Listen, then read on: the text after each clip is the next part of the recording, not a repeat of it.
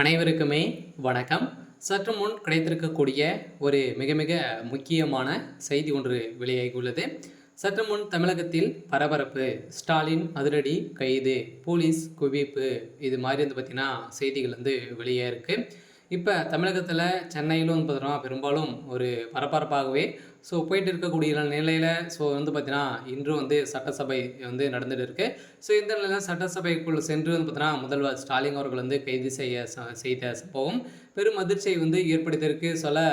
எதனால் வந்து கைது செய்யப்பட்டிருக்காரு அப்படின்னு தெரியும் இல்லையா? அனைவருமே இந்த 1000 கோடி டாஸ்மாக் உடைய நிறுவனத்தில் நடந்திருக்கு அப்படின்ற மாதிரி தகவல் வெளியாகி இப்போ பரவலாகவே பேசப்பட்டு வந்திருக்கக்கூடிய நிலையில் இதில் முக்கிய புள்ளியாக முதல்வர் ஸ்டாலின் அவர்கள் வந்து இதில் வந்து சிக்கியிருக்காரு அப்படின்ற மாதிரி தான் இப்போ தகவல் வெளியாக இருக்கக்கூடிய நிலையில் தான் இப்போ அதிரடியாக முதல்வர் ஸ்டாலின் அவர்கள் வந்து இப்போ சிறையில் அடைக்கப்பட்டிருக்காரு. அதனால் திமுகவுடைய நிலைமையே நிறைய திமுகவுக்கு நிறைய நெருக்கடி கொண்டு வந்திருக்கக்கூடிய நிலை வந்து இப்போ உருவாகியிருக்கு. இந்த நிலையில் தான் அமைச்சர் செந்தில் பாலாஜி அதே மாதிரி எம்பி ஜெகத்ரக்ஷன் அவர்கள் வந்து பார்த்தீங்கன்னா இப்போ செந்தில் பாலாஜி அவர்கள் வந்து கைது செய்யப்பட்டு இவருடைய வழக்கு வந்து 25ஆம் தேதி வர வரைக்கும் வந்து பார்த்தீங்கன்னா நீங்கள் வந்து விசாரணைக்கு கொள்ளக்கூடாது அப்படின்ற மாதிரி அமலாக்கத்துறைக்கு எதிராக இன்று கோரிக்கை மனு வந்து கொடுத்துருந்தாங்க.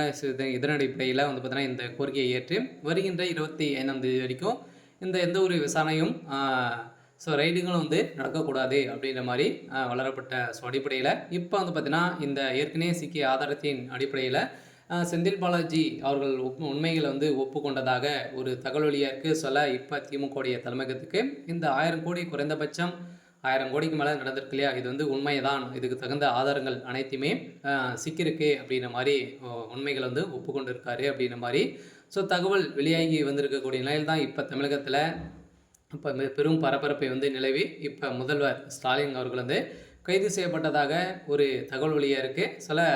சென்னை முழுவதுமே போலீஸ் வந்து பார்த்தீங்கன்னா பலத்த பாதுகாப்புடன் தான் வந்து இருக்காங்க.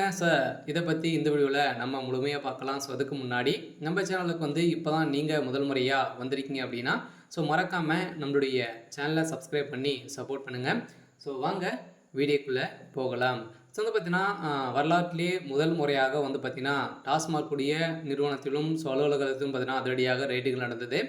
அந்த நிர்வாகத்தில் வந்து பார்த்தீங்கன்னா நிறைய மெகா ஊழல், இது வரைக்குமே பணங்கள் எக்கச்சக்கமான மூட்டையாக சிக்கிய சம்பவத்தில் அதிரடியாக செந்தில் பாலாஜி அவர்கள் வந்து தப்பிக்க முடியாத அளவுக்கு தான் இப்போ நடந்திருக்கு. இன்று வந்து பார்த்தீங்கன்னா ப்ரெஸ் மீட்டில் வந்து சொல்லியிருந்த நிலையிலும் இருந்தாலுமே இன்று மாலை பார்த்தீங்கன்னா அதிரடியாக செந்தில் பாலாஜி அவர்கள் வந்து நேற்றே வந்து கைது செய்யப்பட்டிருக்காரு.